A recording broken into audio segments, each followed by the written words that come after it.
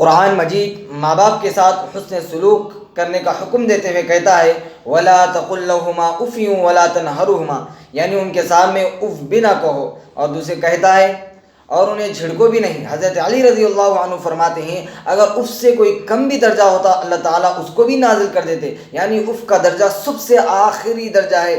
یا والدین کے سامنے کوئی ایسا جملہ، ایسا لفظ نہ نکالا جائے جن سے ان کو تکلیف کا اندیشہ ہو، چونکہ تکلیف دینا تو دور کی بات ہے، ان کے سامنے ایسا لفظ بھی نہ نکالا جائے جس سے ان کو تکلیف کا اندیشہ ہو، کیونکہ حضور صلی اللہ علیہ وسلم فرماتے ہیں باپ کی رضا اللہ کی رضامندی ہے، باپ کی ناراضگی اللہ کی ناراضگی ہے۔ دوسرے موقع پر والدہ کی اہمیت کو بتاتے ہوئے حضور صلی اللہ علیہ وسلم فرماتے ہیں ماں کے قدموں کے نیچے جنت ہے۔ پھر ایک صحابی عرض کرتے ہیں یا رسول اللہ نیکی کے اعتبار سے، یعنی سب سے زیادہ نیکی کے مستحق کون ہے؟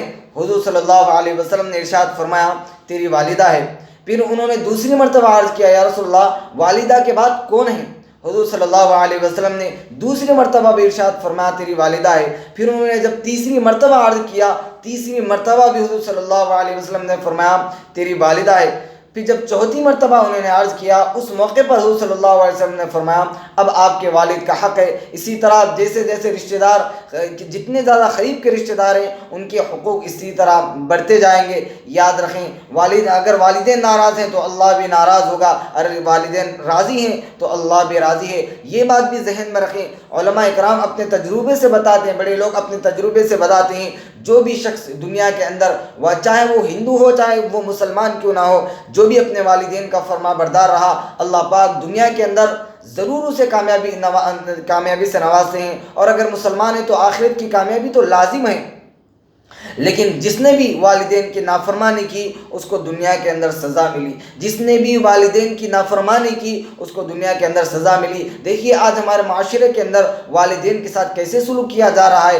اولاد تھوڑی بڑی ہو جاتی ہے، والدین کے سامنے اونچی آواز سے بات کرنا شروع کر دیتی ہے۔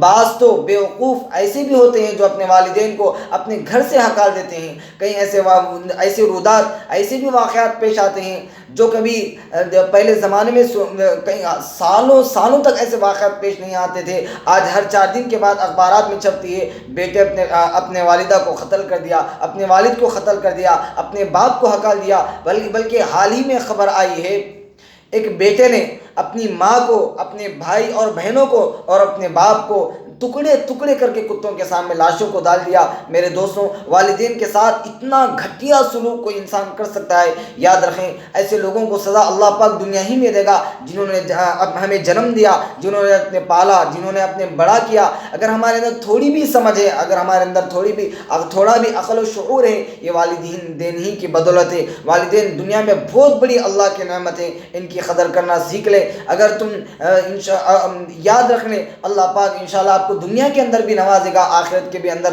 نوازے گا۔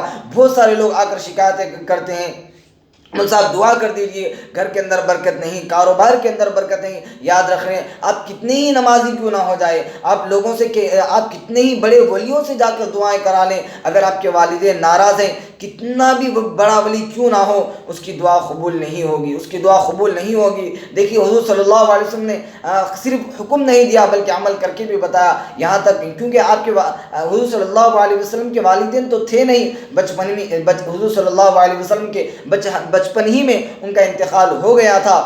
حضور صلی اللہ علیہ وسلم فرماتے ہیں اگر میں فجر کی نماز پڑھا رہا ہوتا اور میری ماں کہتی یا محمد، میں نماز توڑتا اور میری ماں کی خدمت کے لیے چلا جاتا، نماز توڑ کر خدمت کے لیے چلا جاتا، تو میں والدین کے ساتھ حسن سلوک کرنا سیکھیں۔ اللہ سے دعا کرتا ہوں اللہ مجھے بھی عمل کی توفیق دے، آپ کو بھی عمل کی توفیق دے، اور اچھے ویڈیوز کے لیے ہمارے چینل کے ساتھ جڑے رہیں۔ السلام علیکم۔